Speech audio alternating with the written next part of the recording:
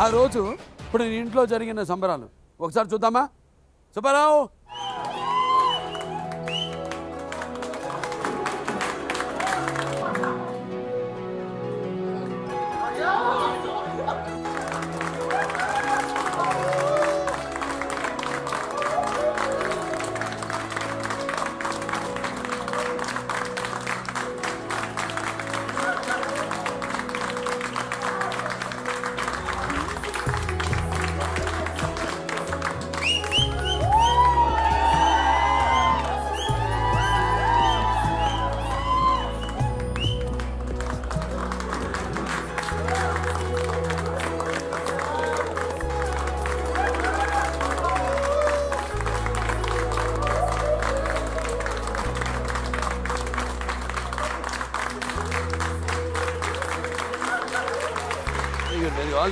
Very good.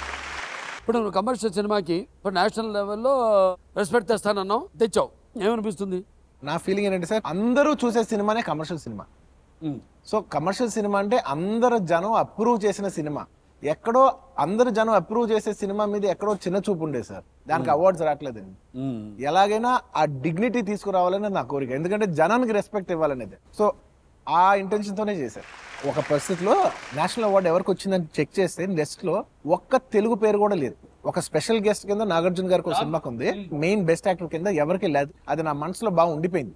ఇంతమంది గొప్ప నటులు ఉన్నారు, వాళ్ళందరికీ రాకుండా ఎలా మిస్ అయింది? మీ తరం అంతా అసలు ఎలా మిస్ అయింది? మీ ముందు తరం ఎలా మిస్ అయిపోయింది? ఇంతమంది గొప్ప నటులు ఉన్న ల్యాండ్లో, తెలుగు వాళ్ళు ఉన్న ల్యాండ్లో మనకు అసలు ఈ పాటికి ఈ అవార్డు రాకపోవటం ఏంటి? నేను వచ్చిందని నాకు ఎంత ఆనందంగా ఉందో, మనస్ఫూర్తిగా దానికంటే రాలేదనే బాధ మాత్రం చాలా ఎక్కువ ఉంది. అప్పుడు నా మనసులో పడింది, లేదు ఇది నేను రౌండప్ చేసి దీన్ని కొట్టాలి, దీన్ని కొట్టాలి.